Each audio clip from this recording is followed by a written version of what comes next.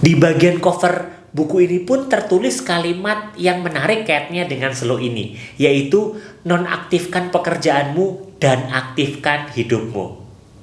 Bagi saya pribadi, kalimat tersebut memang walaupun simpel tapi punya makna yang cukup mendalam. Terutama mungkin bagi rekan-rekan pembaca yang kebetulan sedang bekerja di perusahaan saat ini dan kerap kali disibukkan dengan beragam aktivitas yang ada. Lantas, apakah buku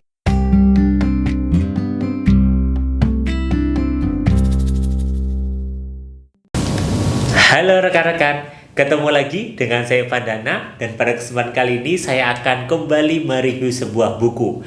Buku yang akan saya review kali ini berjudul Slow Aja. Buku ini adalah buku yang akan mengajak diri kita untuk slow, sama seperti judulnya. Iya, slow yang bermakna bagaimana kita santai dan bisa menikmati keseharian kita tanpa perlu merasa terburu-buru atau dikejar sesuatu. Di bagian cover buku ini pun tertulis kalimat yang menarik kaitannya dengan slow ini, yaitu nonaktifkan pekerjaanmu dan aktifkan hidupmu. Bagi saya pribadi, kalimat tersebut memang walaupun simpel tapi punya makna yang cukup mendalam. Terutama mungkin bagi rekan-rekan pembaca yang kebetulan sedang bekerja di perusahaan saat ini dan kerap kali disibukkan dengan beragam aktivitas yang ada. Lantas, apakah buku ini mengajak diri kita untuk resign gitu? Karena kadang ada orang yang berpikir bahwa kalau kita mau slow ya resign aja gitu ya. Tentu tidak seperti itu maksudnya rekan-rekan. Lantas apa yang diharapkan oleh buku ini ya kepada para pembacanya yang mungkin sedang merasa nggak lagi slow nih saat ini? Buku ini menurut saya ingin mengajak pembacanya untuk merenungkan beberapa fakta dan keadaan yang kita lihat dan alami di sekitar kita. Sehingga harapannya kemudian kita bisa melakukan perbaikan terhadap kualitas hidup kita saat ini yang caranya adalah dengan sedikit memperlambat ritme kehidupan kita atau yang sering disebut sebagai slow. Siapa sih penulis buku ini? Buku ini ditulis oleh Brian A. Robinson, PhD, yang merupakan seorang psikoterapis dan juga pecandu kerja. Ia juga merupakan profesor emeritus di University of North Carolina di Charlotte. Dia adalah penulis pemenang penghargaan 2 novel dan 40 buku ilmiah yang telah dialihbahasakan dalam 14 jenis bahasa. Dia juga adalah kontributor untuk Thrive Global dan juga Psikologi Today dan telah ditampilkan di berbagai macam event seperti Nightly News, The Early Show dan juga ABC World News Tonight. Saat ini ia tinggal di Asheville, North Carolina. Secara umum, buku ini akan terdiri dari beberapa bagian atau bab yang diberi judul sesuai dengan nama bulan, mulai dari Januari hingga Desember, di mana nanti akan dijelaskan tuh di buku ini kaitan tiap bulan tersebut dengan pemahaman mengenai slow yang harapannya bisa mengintegrasikan keseimbangan kerja kita sehingga bisa mendapatkan titik antara performa kerja yang baik tapi tetap santai di tempat kerja. Hah? Memang bisa ya? Bisa sih kalau upload buku ini gitu ya. Beberapa bagian di buku ini yang menurut saya menarik adalah di bab pertama, itu membahas tentang Januari, bulan Januari. Ya, di bagian itu akan membahas tentang kata Januari yang diambil dari nama Janus, salah satu nama dewa di Romawi, dewa penjaga gerbang dan pintu masuk. Dalam kepercayaan Buddha disebut juga sikap rightful mindfulness atau kewaspadaan. Bangun dan sadar dari kehidupan otomatis serta menjadi sadar betul atau benar-benar sadar dengan situasi saat ini. Untuk itu, dari bulan Januari yang juga biasa disebut sebagai bulan perencanaan ini, kita perlu mulai rencanakan tempat yang pas untuk diri kita slow. Mulai dengan menemukan tempat yang tenang untuk duduk mungkin selama 5 menit di tengah-tengah aktivitas kita. Dan mungkin bisa sedikit memejamkan mata untuk merenungkan apa hal yang benar-benar ingin dicapai di hari itu, di bulan itu, di minggu itu. Dan kemudian bayangkan juga untuk mencapai hal tersebut, keseimbangan kehidupan apa yang perlu mulai kita ciptakan dan apa dukungan yang kita butuhkan serta bagaimana strategi untuk memulai.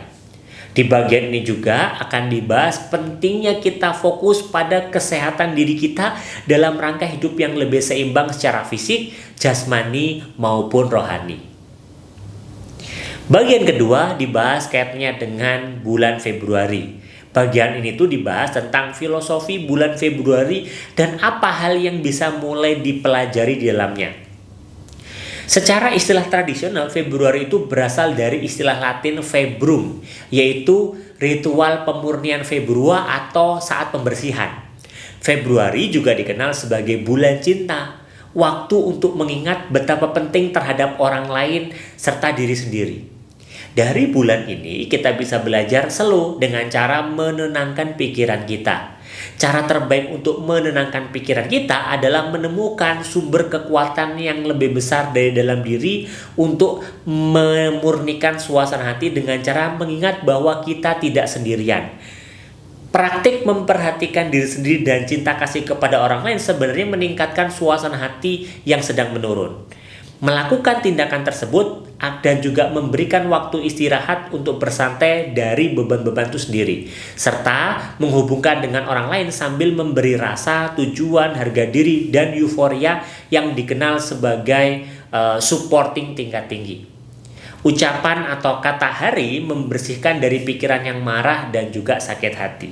Jadi temukan bayangan gitu ya orang-orang yang penting dalam diri Anda, dalam keseharian Anda, karena itu akan membantu Anda untuk memberikan rasa tenang dan juga memberikan rasa slow bahwa ada orang di luar sana yang memperhatikan diri Anda dan peduli terhadap diri Anda, sehingga kadang Anda tidak perlu terburu-buru menjalani kehidupan Anda saat ini.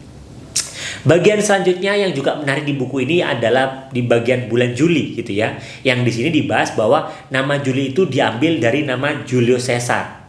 Bagi sebagian orang, Juli itu juga identik dengan musim panas yang hangat.